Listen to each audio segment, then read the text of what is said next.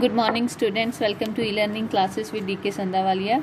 Today we are going to learn second part of chapter number 12. In this part we are going to learn about water for different needs. We use water for different things and we are going to discuss about it. In first part of this chapter we learn about the need of water for human beings, plants and animals. And today we are going to learn about water for different need. अलग अलग तरह की ज़रूरतों के लिए हम पानी को यूज़ करते हैं, वो हम पढ़ेंगे. So let us start the text. We need water for various other activities. बेटा हमें पानी की ज़रूरत होती है बहुत सारी अलग अलग तरह की एक्टिविटीज़ करने के लिए. वो कौन कौन सी हैं? We need water for cooking, bathing, cleaning and washing. Firstly बेटा हम पानी जो है उसको कुकिंग करने के लिए, नहाने के लिए, क्लीनिंग करने, साफ़ सफाई करने के लिए और वॉशिंग, चीज़ों को धोने के लिए यूज़ करते हैं. So these are the main uses of water: cooking, bathing, cleaning and washing. Plants in the garden need water to grow and so do pets. जो बेटा प्लांट्स होते हैं गार्डन में उनको भी हम पानी देते हैं ताकि वो ग्रो करें. तो ऐसे ही जो पेट्स होते हैं, एनिमल्स होते हैं, लाइक कैट्स होते हैं, डॉग्स होते हैं, उनको भी हम पानी ड्रिंक करने के लिए देते हैं.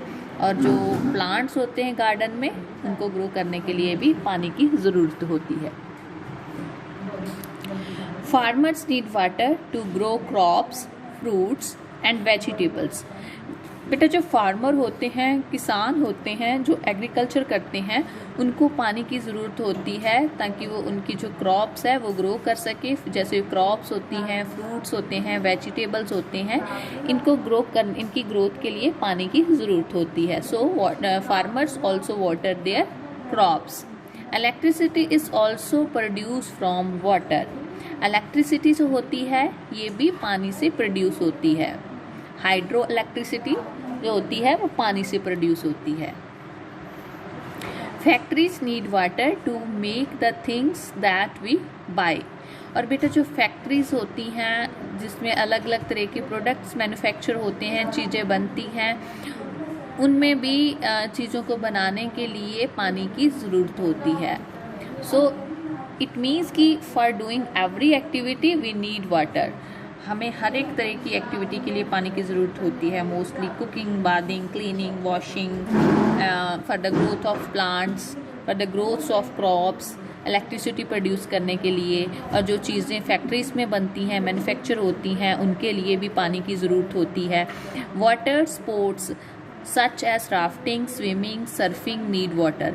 और बेटा कुछ पानी में खेलने वाली स्पोर्ट्स होती हैं, जो ऐसी गेम्स होती हैं जो पानी में ही की जाती है. जैसे राफ्टिंग करना, स्विमिंग करना, सर्फिंग करना. सर्फिंग होता है कि एक ऑब्जेक्ट होता है, प्लास्टिक का, जो वुड का लगा लो, प्लेन होता है फ्लैट, उसके ऊपर खड़े होके जो वाटर की वेव्स होती हैं उनके साथ आगे चलना होता है. तो दैट इज़ कॉल्ड सर्फिंग. तो राफ्टिंग करने के लिए, स्विमिंग तैरने के लिए और सर्फिंग करने के लिए भी हमें पानी की ज़रूरत होती है. Water is use to put out fire. और पानी जो है ये फायर को बुझाने के लिए भी यूज़ किया जाता है. Water is use to put out fire. Fire को ख़त्म करने के लिए भी हम पानी को यूज़ करते हैं. Water is an important means of transport. Boats, ships and other things that we use for that we use water. जो वाटर है ये एक इम्पॉर्टेंट मीन्स ऑफ ट्रांसपोर्ट भी है. जैसे बेटा 3 वेज हैं, एयरवेज होता है, रोडवेज होता है, रेलवेज होता है और वाटरवेज होता है. जब हम पानी के ऊपर समंदर में एक कॉन्टिनेंट से दूसरे कॉन्टिनेंट में जाते हैं तो उसके लिए हमें शिप्स और बोट्स की ज़रूरत होती है, तो वो भी पानी के ऊपर ही चलती है। सो वाटर की जो बहुत सारी ज़रूरतें हैं जो हमें वाटर हेल्प करता है करने के लिए, बाथिंग, कुकिंग, पहले भी मैंने बताया है, washing, cleaning, for the growth of plants, vegetables, electricity, hydro electricity produce करने के लिए पानी की ज़रूरत होती है। फैक्ट्रीज़ में जो थिंग्स मैन्युफैक्चर होती हैं उनके लिए पानी की ज़रूरत होती है। वाटर स्पोर्ट्स के लिए पानी की ज़रूरत होती है। फायर को पुट आउट करने के लिए वाटर यूज़ होता है।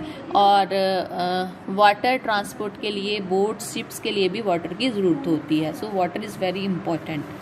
Now we are going to learn about less rain, less water. Water is the cleanest and purest form of water. Rainwater is the cleanest and purest form of water. बेटा जो rain water होता है ये rain water is the cleanest and purest form of water. बेटा जो rain water है, पहले तो बात है लेस रेन लेस वाटर। अगर रेन कम होगी, बारिश कम होगी तो पानी जो है वो भी कम पड़ जाएगा। इसलिए जो रेन वाटर है ये क्लीनेस्ट एंड प्योरेस्ट फॉर्म है वाटर की। सबसे ज़्यादा जो क्लियर प्योर वाटर होता है वो रेन वाटर होता है। Rain water falls on the land, seas, oceans, rivers and lakes. बेटा जो रेन वाटर होता है ये कहाँ कहाँ पे मिलता है? लैंड के ऊपर गिरता है, seas, oceans, rivers and lakes. Whenever there is a rainfall, जब भी रेनफॉल होती है तो रेन वाटर लैंड के ऊपर, सी के ऊपर, ओशंस, रिवर्स, लेक, इन सभी के बीच में आके गिरता है, फॉल डाउन होता है रेन।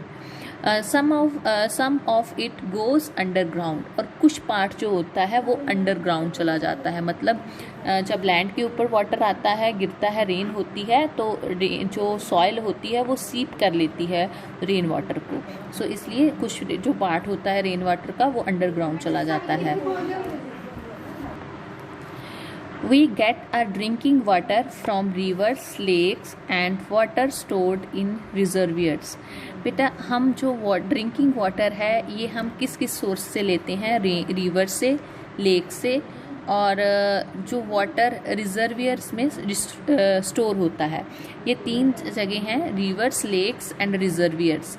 इन तीनों में जो ड्रिंकिंग वाटर होता है, जो ड्रिंकेबल होता है, प्योर वाटर होता है, वो स्टोर होता है जहाँ रिवर और लेक्स में हम उस पानी को लेते हैं यूज़ करने के लिए।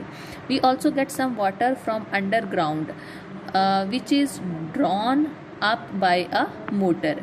और इसके अलावा कुछ पार्ट वाटर का जो है वो अंडरग्राउंड जो वाटर होता है, धरती के बीच में वाटर होता है, जो मोटर ट्यूबवेल के हेल्प से, जब मोटर की हेल्प से वो निकाला जाता है, ड्रॉन अप किया जाता है, मतलब ऊपर लेके आया जाता है, वो भी हम वाटर यूज़ करते हैं। When there is a little or no rain, rivers and lakes do not have enough water. Since we use up underground water, which reduces as well. अब क्या होता है बेटा, जब बहुत कम लिटिल रेनफॉल होती है, जहाँ रेनफॉल होता ही नहीं है, जहाँ तो बहुत कम रेनफॉल होता है, जब बिल्कुल भी रेनफॉल जब नहीं होता, उस टाइम पे रिवर्स और लेक्स जो होती हैं उनमें पानी जो है वो ख़त्म हो जाता है, और उस टाइम पे हम अंडरग्राउंड वाटर यूज़ करते हैं। और अंडरग्राउंड वाटर जो है ये भी धीरे धीरे जब हम यूज़ करते जा रहे हैं तो इसका लेवल जो है वो भी लो होता जा रहा है, ये भी कम पड़ता जा रहा है। Water table has to be refilled by rainwater which is not possible because of less rainfall। अब कहते हैं कि वाटर टेबल जो है, मतलब अगर हम, पहले तो बात है अगर लेस रेनफॉल होता है तो रिवर्स में और लेक्स से हम पानी को यूज़ करते हैं, तो अगर रेनफॉल नहीं होगा तो रिवर्स, लेक्स, रिजर्वियर जो है ये सूख जाएंगे, इनमें पानी की कमी आ जाएगी। और इस सिचुएशन में जब रेनफॉल नहीं होता, लेक्स में, रिवर्स में पानी नहीं होता, तो हम अंडरग्राउंड वाटर को यूज़ करते हैं। तो बहुत ज़्यादा जब हम अंडरग्राउंड वाटर को यूज़ करते हैं तो इसमें भी कमी आ जाती है, जो लेवल होता है वाटर का अंडरग्राउंड धरती के नीचे वो भी कम होता जा रहा है, कम पानी वहाँ से भी कमी आ रही है उसकी। तो इस कमी को, अंडरग्राउंड वाटर जो है उसको उसका जो लेवल नीचे जा रहा है उसको फिल करने के लिए हमें रेन की ज़रूरत होती है। अगर लेस रेनफॉल होता है तो इस केस में जो रीफिल्ड वाटर है वो उसका टारगेट जो है वो अचीव नहीं हो सकता। मतलब कि जो ये पर्पस है कि जो हमारे अंडरग्राउंड वाटर है उसका लेवल ऊपर आ जाए, जब तक प्रॉपर रेन नहीं होती तब तक वो अंडरग्राउंड वाटर का लेवल ऊपर नहीं आएगा। सो इसलिए एक चीज़ बहुत ज़रूरी है कि हमें पानी को बड़े ध्यान से यूज़ करना चाहिए, वेस्ट नहीं करना चाहिए। Whenever we do any kind of activity we use water in a wise manner. So this is all about today's lecture. In this lecture we learn about different needs of water and we use water for different needs, and again we learn less rain less water कि अगर बारिश कम होगी तो पानी भी जो है वो कम पड़ जाएगा। So here students you have one homework, that is here is a question on your books. What form does water take up on the mountains? जो माउंटेन्स के ऊपर पानी होता है वो कौन सी फॉर्म लेता है, तो उसका आंसर आपने यहाँ पे करना है। Thank you and have a nice day.